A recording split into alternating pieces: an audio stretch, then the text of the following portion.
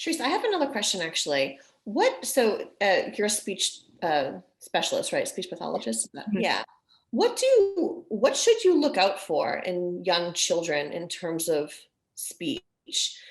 Like all the children are different to come to the age of speaking and saying words. And sometimes the doctors make you feel very overwhelmed when you go for like their 18-month or their 2-year appointment.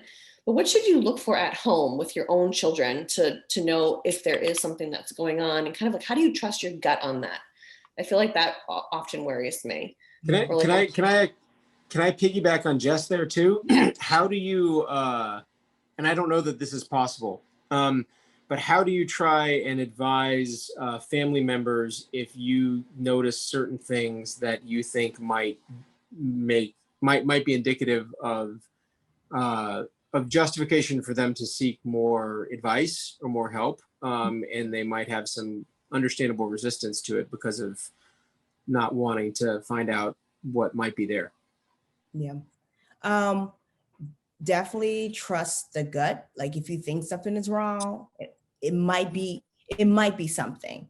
I think there's no harm of just talking with someone and saying, I'm kind of concerned.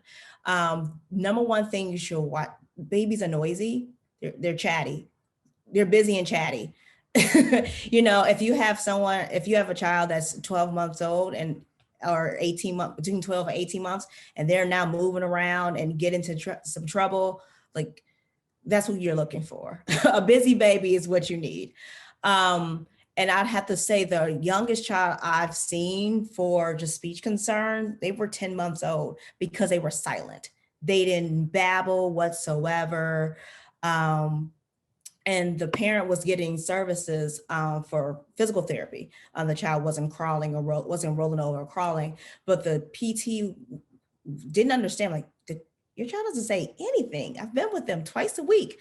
And so I want to say probably like 3 or 4 months in, after I started, the child started babbling. So I always tell families, if they're silent at 12 months, please contact someone. Because by 12 months, a lot of infants, they have 5 to 10 words already, and then by the time you get to 2 years, they're usually at 100.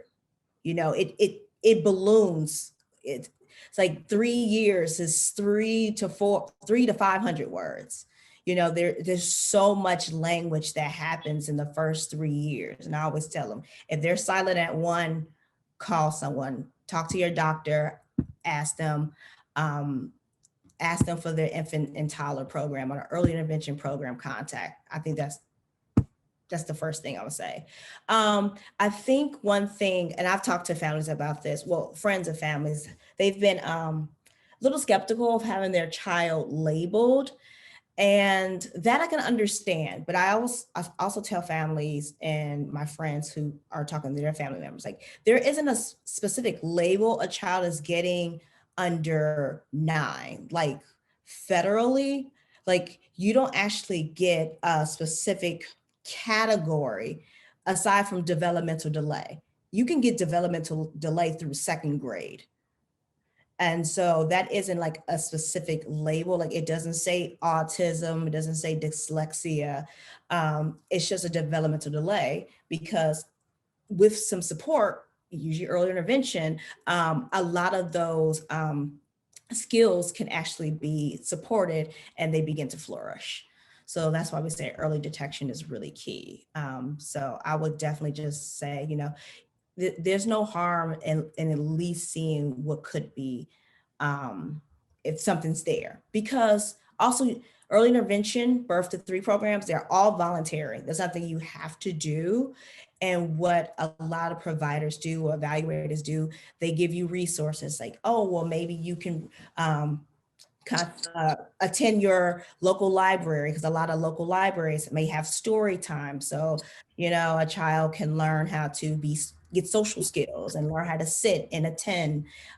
They get more vocabulary because they're listening to more books. And I know, I'm not too sure every program is like this, but I know in DC, they send a book to every family with a child under 5 every month from birth to 5. So just checking out, what are some local programs they have to really spur some language development, literacy development. Maybe go to a park. What are some activities you can do with your child to help them with their walking or their exploration, or just social skills in the park.